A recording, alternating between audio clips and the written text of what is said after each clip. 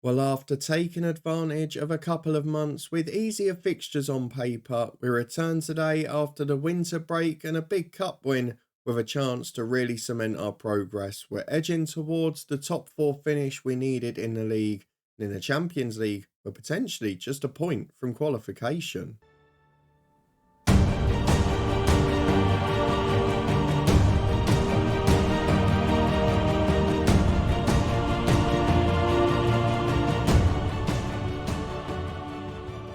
Yes, hello, and welcome along to part 74 of the Head Coach with me, Daniel. We are back in January with Olympique Marseille. We've got some transfer news to reflect on as the Saudi clubs continue to try and poach our best players. We've lost a squad one, we've gained a new young star, but it could be a disappointing end to the month yet. We're also up in second place in the league, having taken advantage of an easier run of fixtures and playing largely once a week for the most part, and many other clubs having more stars at AFCON than we had to suffer with. So if you're looking forward to seeing how we get on today as we face Inter Milan in the Champions League, before a tough trip to Lens in the French League, they're in 7th, they're 13 points behind, they shouldn't be a worry, with just 7 points separating us and 5th. We've got to be careful to secure Champions League football, and please do put a thumbs up on the video. We've got 2 players out injured and we've got a lot of transfer work, so let's go and look at a fair few squad players that have left the club this month. Because if we go and have a look at the transfer history, we have said goodbye to 3 players, all from the first team squad, and one of them was playing in the first team at the point he left, and that man was Mikel Egil Ellertson, who left to Al Riyadh of Saudi for just under 10 million quid. I'm a bit surprised the fee was as small as it was, and considering he's not even improved or increased his wage, it does seem a slightly strange move, but either way, he has been replaced already, so I'm not so worried about him leaving. I only played 29 games for the club, and I didn't realise he'd been in Qatar prior to that, but the club's made a little bit of a loss on him. He'd been pretty good for me this year, so a little bit of a shame to see him go. However, he's not the only one, because Zion Suzuki, the third choice goalkeeper, he has gone to Bordeaux for a 400 grand loan fee, and that could potentially be a bigger problem. We'll talk about why in a moment. But he's not really featured for us, played 1 French Cup game, and now he's out on loan at Bordeaux. And then Gaël Lafont, a bit of a backup utility man, but crucially, also a player from the academy when it came to registering for a Champions League squad. He's now left the club at 25 years of age, couple of million quid, got a chance to go and play at West Brom in a championship. But a little bit upset again, because just for the registration rules, he gave us a decent backup player for no real problem at all. What we've got in their place, though, are 4 signings, but only one of them is really first team level, because Aymeric Kante is a 17-year-old right back with not much ability and not much potential. We've got Anderson, who was sort of an emergency goalkeeper, who's come in as a third choice to replace Suzuki. We've also got Simbarashi Bako from Everton for 174 grand. He is a youth Zimbabwe defender and midfielder who can't defend, can't jump, can't head the ball, can't tackle. I mean, he's useless. Genuinely really, really poor. We have got one good first team player, and that man is Moises. He is a 23-year-old holding midfielder, and he's not bad at all. He's actually not far off Ellertson. He's got room to grow into, and as a player who's not played outside of his native land, he's going to take a little while to settle. I like his balance of attributes. He's perfect for that sort of deep line playmaker role as a sub to Diaz. And I just see him as one for the future. Allows Musa to play in midfield. So overall, a good replacement for Ellertson for the same price. And for the future, probably a good one for the club. But if we go and have a look at the squad, it's not the only problem. There have been offers this month for Yanis Dumont, who has already rejected Antwerp, who made an offer. You can see he's unhappy now. He's wanted by the likes of Bayern Munich. And we might be losing our superstar young goalkeeper if we get a big offer from one of the elite clubs. And bearing in mind that Suzuki has already gone, that would only leave us with Gunnarsson, which is far from ideal. Sasha Bowie is still getting interest. Yunus Musa, a little bit of interest, but no offers so far. And I look at Zaragoza and Dai, who's finally coming back to form after AFCON. We could be worried soon if we lose any more, because the squad is getting a little bit thin. We're not seeing a number of replacements, and because of the financial situation, there's still only 5 million to spend. Yes, a fair bit of wage bill, And he's tried to pick up a couple on frees. There was one from Atalanta he put in a bid for that would have been good, but signed a new deal at his club. It's been a very difficult year for us in that regard. So not great in terms of transfers, but in terms of the schedule and the performances on the pitch, it's been a great couple of months, aided of course by a run of largely good games and friendlier ones on paper, and a slightly less hectic schedule. So you were with me as we won away at Juventus and drew away at Lille, two really decent results. As you would expect, we won at home to Strasbourg. The run of clean sheets and better defensive displays picked up again. Brandao and Querfeld with one apiece there. 4-2 at home to Besiktas in the Champions League. 3 early goals for Ellertson, Torres and Brandao before 2 of them were cancelled out. And then Fatawu came off the bench to secure the victory.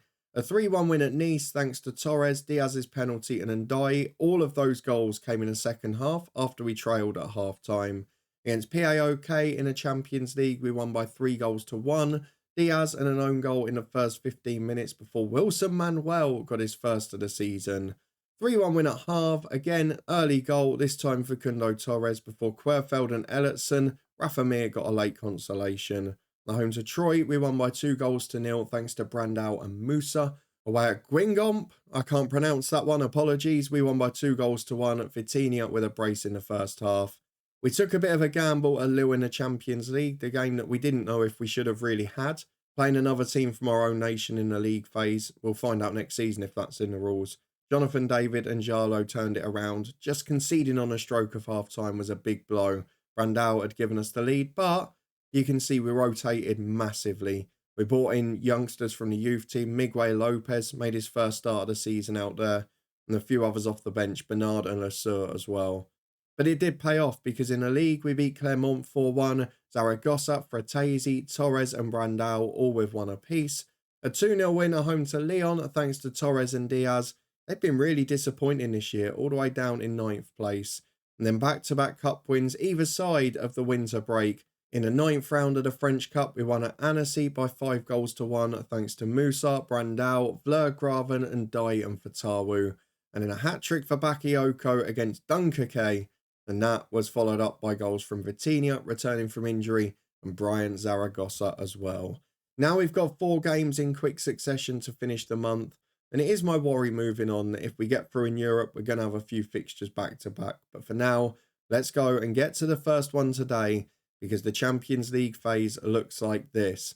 We're in 14th, we've got 12 points, we're almost there. It's just about whether we pick up the point we need to mathematically secure it. I think we'll be there anyway. But if we do win, because Inter are up in 9th above us, it gives us a great chance of making it all the way through in the top 8. And that would save us playing in an extra round and be great for us in our push for a top 4 finish. You can see right near the bottom, we've got Lazio at home on the final day. Beat us in the Europa League final with Bournemouth last year. But to be fair, look at them. They've had a tough time. I would expect us to win that match. This one the tougher of the two, which is why we've come back a week earlier. So let's see how we got on. It is Marseille v Inter Milan. We're going to go strong after resting people in the cup the last 2 times. We've got to take an opportunity. They've got Dumont back from injury. He is in goal. Sasha Bowie and Bartazaghi the fullbacks with Suzuki alongside Querfeld. That because of the injury, of course, to our other centre-half. Diaz and Fratesi the midfield too. Fratesi has had yet another injury as well. Bakayoko off his hat-trick and Zaragoza out wide. And Ndiaye back from AFCON with Vitinha up front. And not a great looking bench. In fact, Puyol is there. He'd been out 3 weeks, but still got another to go. He's only on the bench because we don't really have the quality. And even in the backup team, like the B team and the under-19s, not really got the fitness, which is a bit of a concern. So we're going to go through the second team and just add a few of the better ones. So Rizky is normally one of them. I think Bernard was fit, wasn't he? Would have been Miguel Lopez, but he's nowhere near fit. So let's go with Lesueur instead. Just to fill the bench, it's not the highest of quality.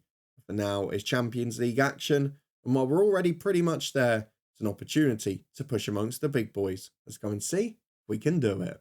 Well, 2 changes for our visitors as Unai Emery has taken out a few of the older boys, Bastoni and Barea. They've got a Rodri in there. I presume that's not still the City one at that age. But then there's also Federico Di Marco. Mohamed Darami still there as well. Lautaro Martinez up front. God, there must be some age in this team. They've got Anthony Gordon and Curtis Jones on the bench. Both of those must still be of a decent age. I find this quite an interesting inter-team, actually. Let's go and get through to the first half and see how we get on. I've turned off the music for you so you don't have to put up with it. With 5 gone, it's been a quiet start so far. Samu Omarodion scoring for Atletico Madrid up there. Those who followed the Twitch save will know how much I love him. And Lazio are winning, getting into form just in time to face us. Inter have had the better of this game, but we've got the first highlight. And I was going to whisper it quietly because I know it can all go wrong. And we have been playing much easier sides generally. But it does seem that we're starting to find a bit of defensive shape with this tactic. As Bakayoko's in, I say that as now we've got one of our centre-halves out. But Diaz turns onto his right, back out wide to Brian Zaragoza. And a really good finish. Slides it into the far corner. Defender beaten. Keeper has no chance. And Marseille 1-0 up despite a poorer start than normal. We're used to dominating games and it's been really nice playing a different style, a far more aggressive tactic. We're usually quite cautious having to sit behind the ball just because of the types of teams we're managing. We're always an underdog. Whereas here, for the most part in the French League, we're trying to be dominant. Oh, in the Champions League, it can cost us. That's a great goal. Referee's got his hand up. That will count. And Inter have deserved it. They've been by far a match for us in this game. Not shown in the highlights, but it has on the stats. And after 22 minutes, it's 1-1. Our defensive frailties have re-emerged. As we've got a free kick in our own half with Querfeld. Again, just a couple of minutes later. Is this going to turn into one of those ding-dong battles? Because maybe it's partly my mistake as well. We've come back from the winter break. But in both of the cup games, before and after, I played pretty much a backup 11. I tried to get them some game time. I tried to protect the first 11, who were tiring towards the end of that half a year. But it does mean a lot of them aren't quite near match fitness yet. And that might be an issue as we move on. Lazio are 3-0 up. It's remarkable. And we've got a free kick with Bakayoko, left-footed. Will he shoot or pass? He goes for the shot and it's over the bar. Get away with one there, Inter. It's 1-1 as we edge towards half-time. Sasha Bowie, who was just coming back from injury, has got himself off injured as well. And at half-time, an even game is 1-1. Don't think anyone can complain about that. Bowie will be off for Vlergraven. We'll get into the second half. Hopefully, we can find a winner from somewhere.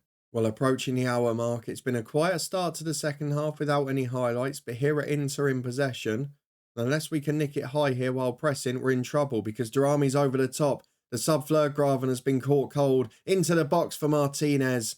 Diaz makes a great block. You can see why Sasha Bowie was starting. He is the better fullback defensively. I'm hoping he's not going to be out long term again. We've not had a real injury crisis at any point, but we've always had 2 or 3 out with like a month injury or something. And it's been a bit frustrating. We've had Sasha Bowie, we've had Vitinha, we've had Fratesi. They're just spreading themselves out. Puyol recently as well. Vlergraven's just picked up an injury.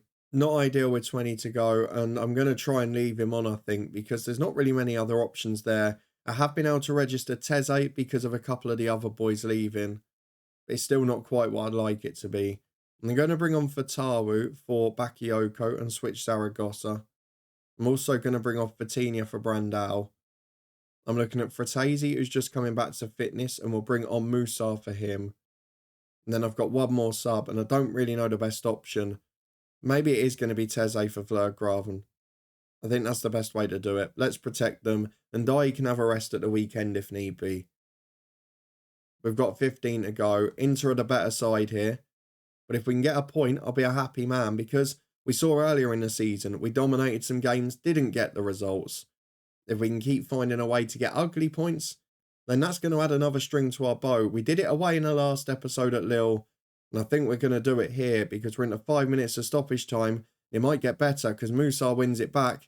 He promptly gives it away again as Tenas chips out. Musa's there. Falls for Suzuki. It's good pressure. Musa again. Up to Fatawu on the right. 3 in the middle. 4 arriving. Brandao's there. It's a good block on the line. And now it's Lautaro Martinez to break away.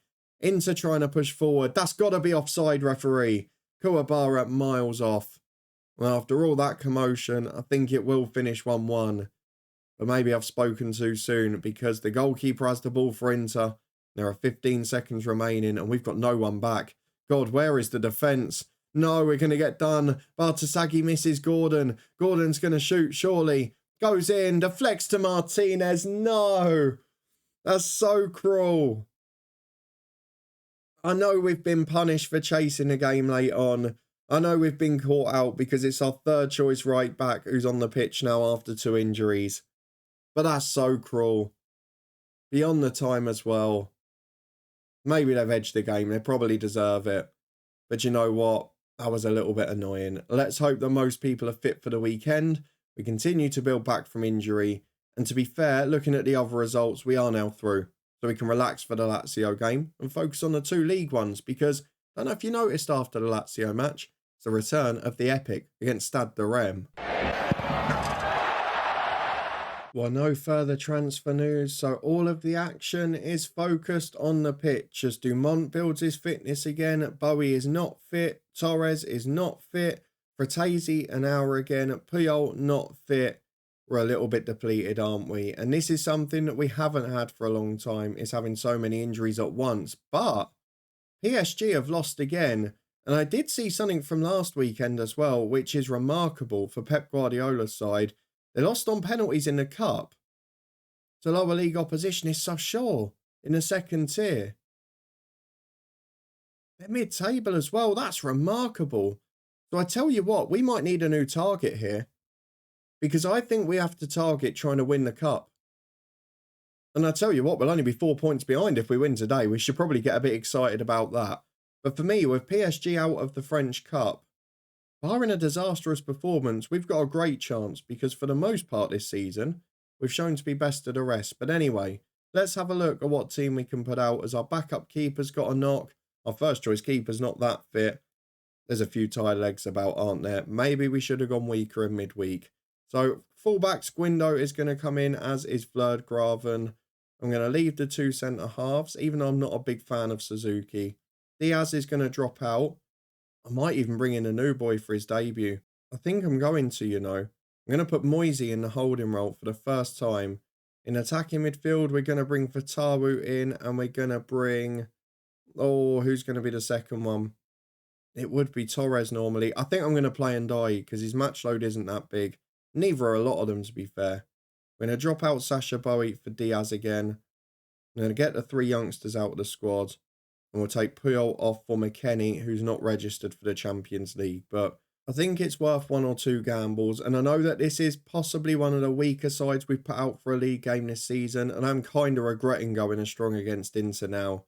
But I do feel we've got the quality there to try and win. So let's go and get into it. The changes we've made are both fullbacks, 1 enforced, 1 not. Fleur Graven and Guindo are in. Moisey makes his debut in holding midfield. And Fatawu is in on the right. We know Fratesi and Ndai aren't going to do 90. We know Moisey probably won't either. But let's go and get straight through to the second game today. Because away at Lens, after PSG's result, we've now got a genuine opportunity. Well, it's my old mate in charge of our host today, Thomas Thomasberg, who pops up in every save for some reason. They've got Jaffer Tanganga in the defence, scored the winner for Millwall last weekend in real life. And I think from the rest of the squad, no one else that's really that familiar to English football. So let's go and get through to the first half of this one. Tell the lads to go and prove a point. We got most of them inspired or motivated here. And I need them to show that on the pitch today because it's going to be a tough away game. We have had our problems on the road. We generally concede and we've won most of them by 1 or 2 goals. But when we have our disappointing moments, as we've for some reason got a red ball now, I don't think I've ever seen that before when it's not snowing. Why are we playing with a red ball? It's such an oddity that, as the ball's out to Fatawu on the right, can we get a positive start because Fratese's chasing it, but Diop picks it up, and Fratese's nicked it off him again. He's in one-on-one. Fratese's in. He's hit the post and Dye's brought down on the line. How on earth is that not a penalty? Why would he go down if he wasn't fouled? As Parisi switches the ball, Guindo heads away, and now Bakayoko can play out, but that's awful. Straight back to Sola. The red ball's affecting us here. Sola down the left, into the box. Da Costa chance to cut in, chance to shoot now, and it's a good goal. The winter break has taken our momentum. It's certainly taken a few injury casualties with it. This is bad. I've made a real balls up of the team selection this week, haven't I? As Guindo has got the throw-in on the left-hand side, finds Ndai. Guindo again, Ndai into the box. Bakayoko, big ball in, Fatawu's up. Fratese's there. Volley's over. He's had 2 great chances now. And he's yet to hit the target in this game. That's a concern. 20 minutes gone. It's 1-0 to Lens. It's not been a good game for us. Well, free kick on the right-hand side for Graven. I'm really struggling with this red ball. He cuts inside from that side. Would be illegal as well, wouldn't it? Because a lot of people are red-green colourblind. As Fratesi picks it up on the right. Down the line to Fatawu. Down the line again to Fratesi. 2 in the middle. Can we finally take a chance? His through ball's intercepted. Maybe that's why we're shooting every time. And we've been done on the counter. They've only got a 2-on-2, but our centre-half's 5'9". He doesn't win headers. Parisi back to the edge to Medina. They're flooding the midfield, and we're not coping well. It's back to Da Costa again. Fratesi wins it, and it's wide to Fatawu. This has not been a good first half so far. And it's not often we've been dominated in a game this year, I've got to say that. As Querfeld finds Fratesi. The switch is awful again. What is wrong with you? Put the ball down and pass it. It's cost us another goal. Fratesi is going to be off at half-time. We were so worried about Moisey playing in a holding role. And it's probably the best midfielder at the club. That has let us down for both goals. He's got an awful match rating now. Oh, it's all falling apart. I was going to say before this game as well, we've not conceded more than 2 for about 3 months now. Let's hope that trend doesn't continue today as Fatawu gets it from Ndiaye. Into Vitinha, it's a good save. Moisey back in, Vitinha can't win it. I mean, we've had as many good chances, but we've not taken them. And Ndiaye's knackered already. I'm going to have to really change tact at half-time. Because this game's getting away from us. I think that's fair to say. But again, I go back to the Rem game in August. We've actually got the higher expected goals here. We've had good chances and not taken them. And a point the finger, going to get people motivated. Fratesi's coming off. He's been a joke. Diaz on. You'll just have to play midfield for now. I'm going to bring on Teze for Graven, who's been shocking. And Ndiaye will come on for... Who's going to replace him? It might be Zaragoza, just because he's got the ability. And then one of the two can play in the middle. But then I'm bringing on someone who's not fit. It's not ideal, is it? Do you know what I'm going to do, actually? I'm going to bring on Brandao, because he can play number 10 a bit.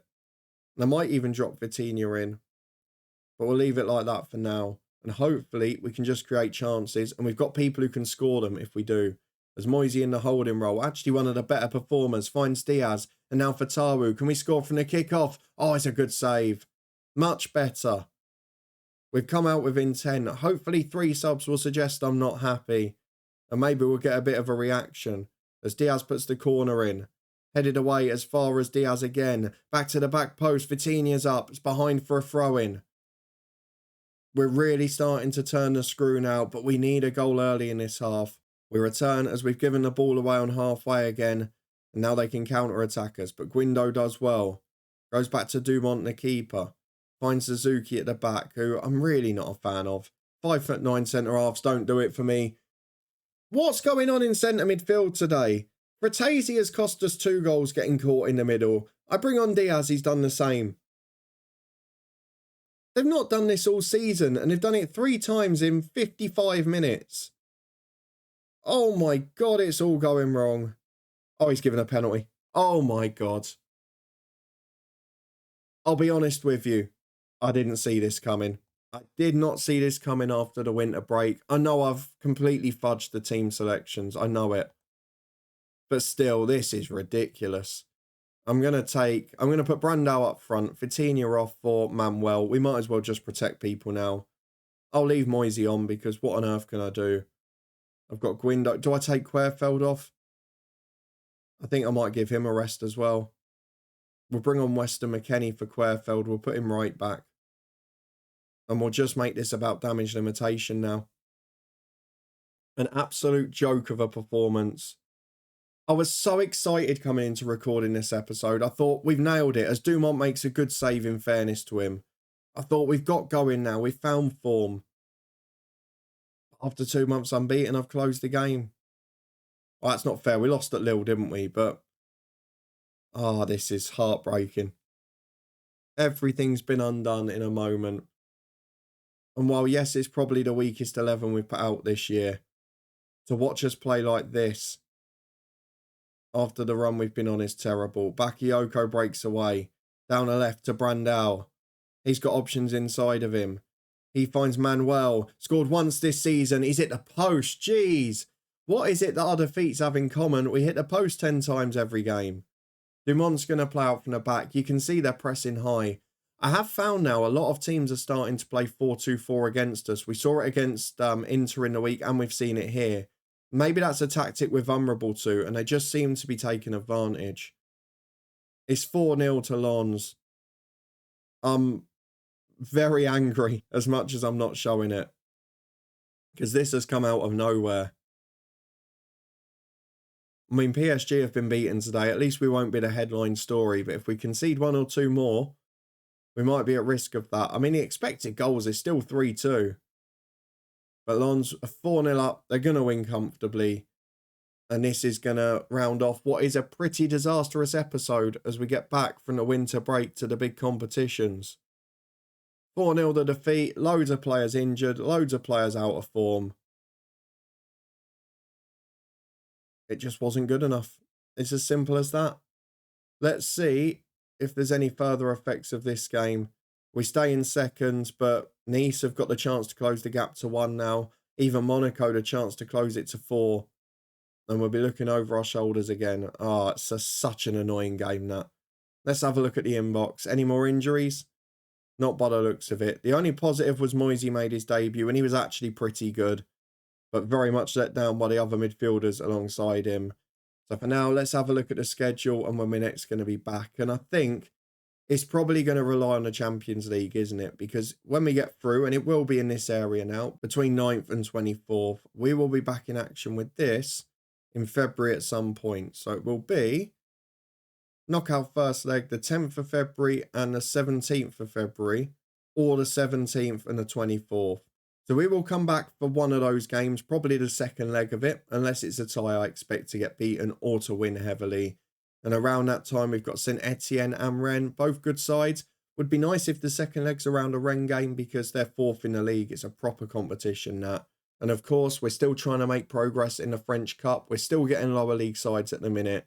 So I think that is going to be the double header we return for. PSG have been let off the hook by us losing when they slip up. But for us, it's going to be Rennes and a Champions League tie when we return in a couple of days' time. Let's hope we can finish the week a bit better than today's one's gone. Because after all that excitement on Monday and after all of the brilliant results building up to the winter break, we've come back from it with an absolute disaster or two. I'm really hoping that we don't slip up much more. If you want to stay up to date and find out if we do, and you did enjoy a bit of drastic failure in this one, then please do chuck a thumbs up on the video. Subscribe and turn that notification bell on to make sure you don't miss a thing, as we will be returning with a summer transfer special at Southend United tomorrow. I hope you can come and join me for that. I hope you've enjoyed this one, and fingers crossed we won't have too many more performances or results like the one we just had at RC Lens. For now though, you can find all the other key playlists, the football podcast and the Twitch channel up in the eye above. Loads of live streams this week, so make sure you come and join along for them. But for now, thank you very much for your support and being here as always. I do appreciate it. And I'll see you back here next time as we try and improve when we reach the Champions League knockout phase. And of course, a big game away at Rennes could spell whether we're going to be in trouble in that top 4 chase. I'll see you there.